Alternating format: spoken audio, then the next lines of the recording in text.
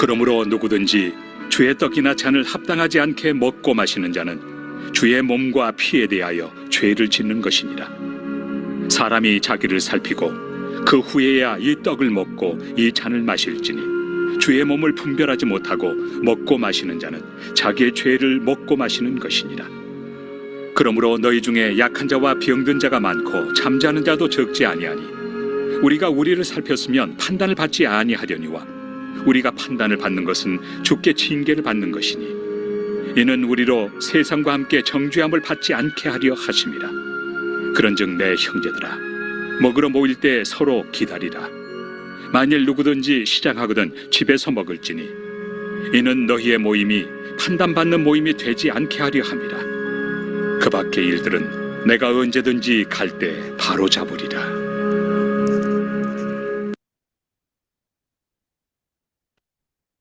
고린도 교회는 주의 만찬을 잘못 대하는 신앙의 문제가 있었습니다. 주의 만찬이 해로운 일이 되었습니다. 주의 만찬을 하면 할수록 교인들 간에 갈등이 일어났습니다. 또 차별 대우가 일어나게 된 것입니다.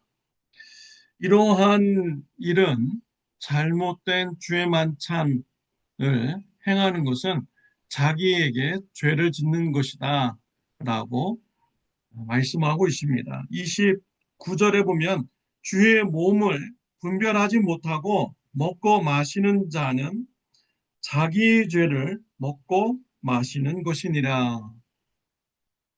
자신의 죄를 먹고 마시는 이러한 결과가 된다는 것입니다.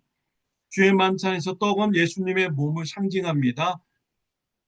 잔은 예수님의 피를 상징하는 것입니다. 예수님께서 우리를 위하여 몸이 찢겨주시고 피 흘려주시면서 구원하신 그 사역을 상징하는 것이죠. 그런데 이러한 주의 만찬을 함부로 대한다라는 것은 예수님의 십자가의 사역을 조롱하는 것입니다. 예수님의 그런 십자가와 부활의 사역을 완전히 짓밟는 이러한 일인 것이죠. 그래서 죄를 짓는 행위인 것입니다. 자기의 죄를 먹고 마시는 이런 죄의 결과가 된 것입니다.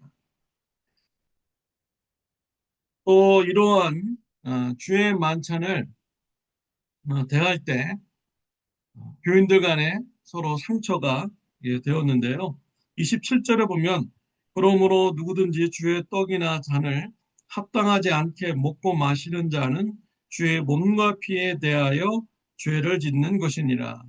여기 보면 합당하지 않게라는 단어가 나옵니다.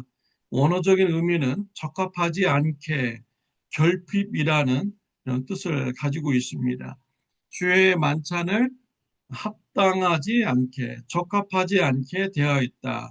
결핍되게 주의 만찬을 대하였다라는 이런 뜻인 것이지요. 예수님의 몸과 피를 통하여 구원해 주신 그 사역에 대해서 우리가 감사하고 또 기념하고 또 예수님의 복음 전할 것을 결단하면서 대하는 것이 적합하게 되는 것이고 합당하게 대하는 것입니다. 이러한 것이 없이 주의 만찬을 대하는 것은 죄를 짓는 것이지요. 예수님의 몸과 피가 주의 만찬을 통하여서 보여지게 됩니다. 이것을 잘못 대할 때 성도 간에 갈등이 일어났죠. 이 성도는요, 예수님의 지체입니다. 예수님의 몸인 것이죠. 그래서 이 성도님들이 예수님의 몸인 줄 알고 우리는 그 사람들이 상처받지 않고 또 분열되지 않도록 우리가 사랑으로 우리가 대하여야 되는 것입니다. 이러한 주의 만찬을 잘못 대함으로써 그들에게는 심판이 임하게 되었습니다. 고린도 교회 안에는 죽은 자도 있고 병든 자들이 적지 않다라고 했습니다. 사도 바울은 그러한 이유가 바로 주의 만찬을 함부로 대했기 때문이다. 하나님으로부터 심판을 받게 된 것이다. 라고 말씀을 주고 있는 것입니다. 우리 삶 속에서 병이 들 수가 있습니다. 이 병드는 원인이 여러 가지가 있죠. 육체적으로 잘못 관리해서 병이 들 수가 있습니다. 자연적인 현상인 것이죠. 내가 몸 관리를 잘하면 건강하고 몸의 관리를 잘 못하면 병 걸리게 되는 것입니다. 또 노화를 통하여서 나이가 들어가면은 몸이 약해지고 병이 들게 되는 것이죠. 자연적인 현상으로 병이 오는 것입니다.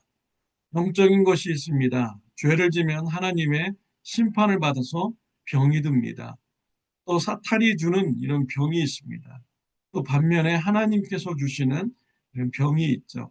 교만하지 말라고 하나님께서 몸에 가시를 주는 것입니다.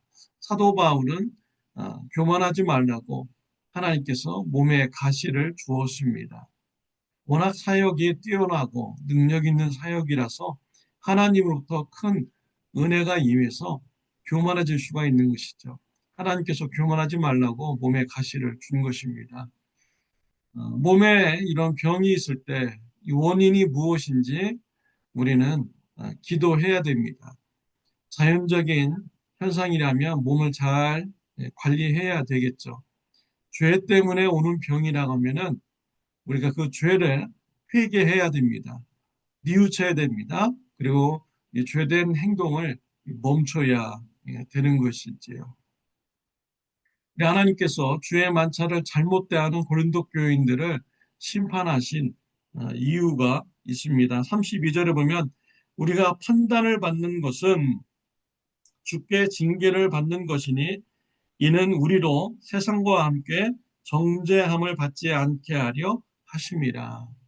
하나님께서는 그의 백성들에게 때로는 심판하십니다. 그 심판하시는 이유는 세상과 함께 멸망당하지 말라는 것입니다. 죄를 깨우치고 뉘우치고 죄의 행동을 멈추라고 하나님께서 책망하시는 것입니다. 작은 매를 하나님께서 되시는 것이죠. 그래서 하나님의 뜻을 알고 우리가 죄 때문에 심판을 받았다면 회개하면 됩니다. 뉘우치면 됩니다. 하나님께서 회복시켜 주시는 것입니다. 바울은 고린도 교인들에게 죄를 짓지 않는 방법을 제시하여 줍니다. 33절 보면 그런즉 내 형제들아 먹으러 모일 때 서로 기다리라 라고 했습니다. 주의 만찬을 죄를 짓지 않고 대할 수 있는 방법은 기다리라 라는 것입니다. 가난한 자들이 올 때까지 기다리고 또 노예들이 올 때까지 기다려서 같이 그들과 함께 먹고 같이 나누는 이런 코이노니아의 교제를 가지라는 것입니다. 기다릴 수 없이 너무 배고프면은 집에서 먹고 오라고 오늘 본문에서 말씀을 주고 있습니다. 주의 만찬, 예수님의 몸과 피를 상징하고 기념하기 위한 것이죠. 예수님의 복음을 전하는 결단의 시간을 가지면서 주의 만찬에 참여해야 되는 것입니다. 또한 이 성도님들은 예수님의 지체입니다. 예수님의 몸인 것이죠. 그래서 성도님들을 귀하게 여기고 또 사랑으로 대하는 이러한 삶이 있어야겠습니다. 죄의 심판을 당할 때는 우리가 기도를 통하여 그것이 죄 때문에 왔음을 알고 우리가 회개하고 돌아서는 성화의 삶을 살아야 되는 것입니다. 코이노니아의 교제가 풍성한 우리 참 좋은 교회가 되시기를 바랍니다. 기도드리겠습니다. 하나님의 아버지 감사합니다. 예수님의 피와 또 예수님의 몸이 찢기심으로 우리를 죄에서 구원해 주셔서 감사합니다. 주의 만찬을 참여할 때마다 우리가 예수 그리스도의 복음을 전하는 것을 다시 한번 마음속으로 결단하는 시간 되게 하여 주옵시고, 우리 성도님들이 예수님의 몸이고 지체임을 알고 우리가 서로 귀하게 여기는 삶이 되게 하여 주옵소서. 예수님의 이름으로 기도드렸습니다. 아멘. 좋은 하루 되시기를 바랍니다.